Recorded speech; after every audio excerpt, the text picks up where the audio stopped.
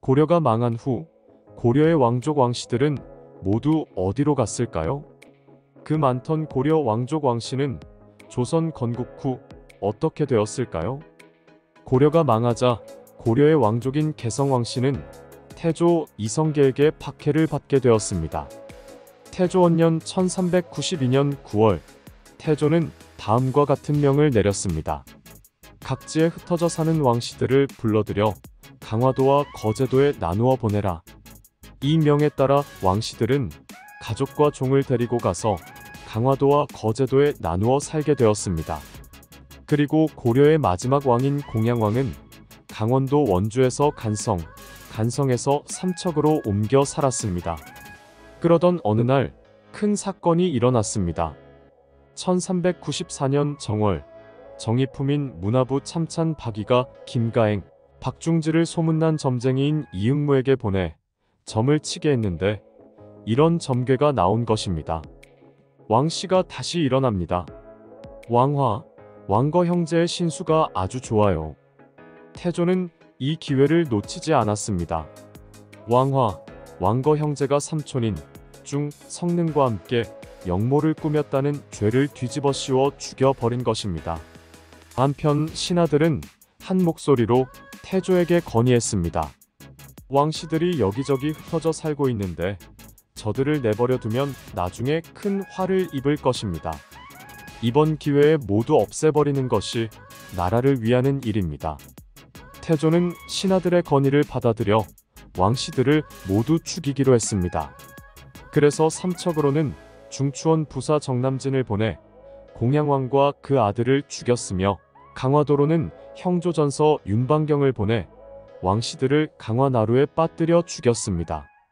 그리고 거제도에는 첨절제사 심효생을 보내 왕씨들을 바다에 던져 죽였습니다. 하지만 강화도와 거제도 말고도 여러 주연의 왕씨들이 흩어져 살고 있었습니다. 태조는 신하들을 보내 이런 말로 왕씨들을 꾀었습니다. 나라에서는 왕씨들을 한 군데 섬에 모여 편안히 살게 해주기로 결정했다. 그러니 이 기회를 놓치지 말고 우리를 따라오너라. 왕씨들은 목숨을 건지게 되었다고 기뻐하며 바닷가로 모여들었습니다. 바닷가에는 섬으로 가는 배가 수십 척이나 대기해 있었습니다. 왕씨들이 배에 나누어 타자 배들은 곧 바닷가를 떠났습니다. 그러자 미리 준비한 대로 잠수부들이 물속으로 들어가 배의 밑창을 뚫어 놓았습니다. 그리하여 배 안으로 물이 새어들었고 배가 가라앉아 왕씨들은 떼죽음을 당하고 말았습니다. 전국 각지에는 태조 이성계의 박해를 피해 숨어 사는 왕씨들이 있었습니다.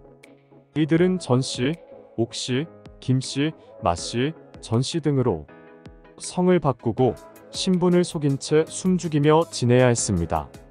그런데 바꾼 성에는 왕자가 모두 숨겨져 있었습니다. 그 뒤 태종이 완화 정책을 펴서 왕씨들에게 자유롭게 살게 해주었습니다. 그래서 비로소 성을 되찾기는 했지만 왕씨들을 죽인 전주 이씨 왕조에 대한 원한은 쉽게 가시지 않았습니다.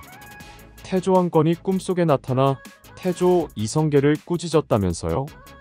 태조 이성계가 왕씨들을 바다에 빠뜨려 죽인 날 밤이었습니다.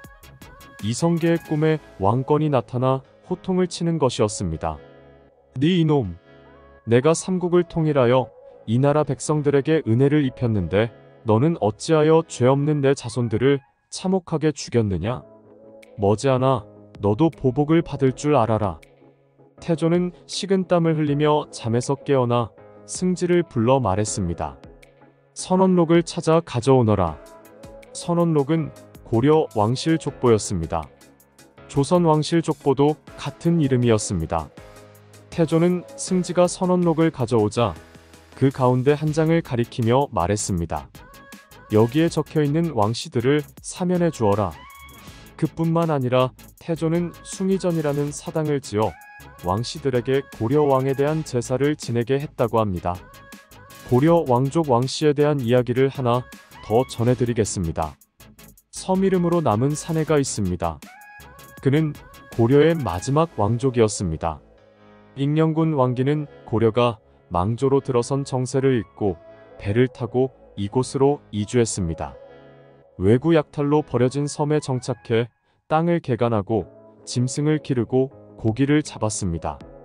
누렸던 모든 걸 버리고 외딴 섬의 목동으로 살았습니다.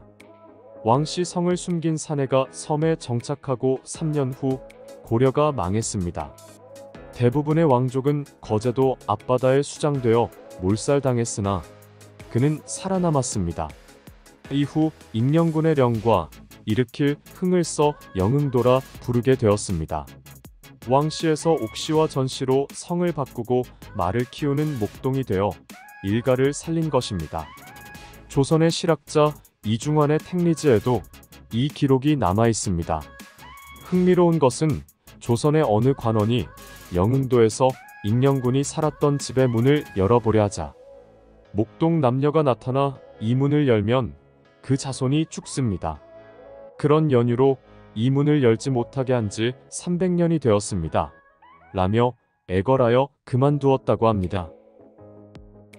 오늘도 저희 채널을 찾아주시고 시청해주셔서 정말 감사합니다.